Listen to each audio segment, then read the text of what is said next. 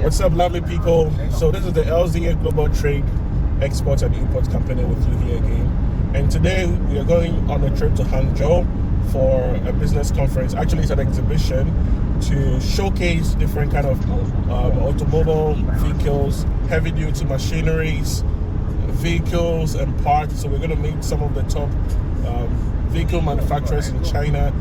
In this case, we'll be able to, give you guys the direct access to these manufacturers so that if you need any product, we'll be able to source it for you here in China.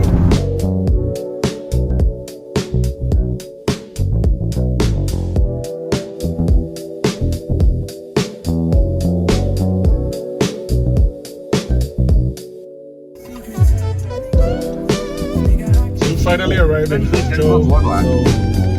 This is the city where the capital of Zhejiang province where we're having this.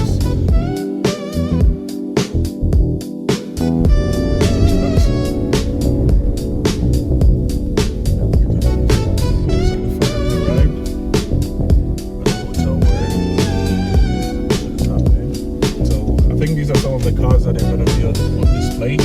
So some of the car companies here.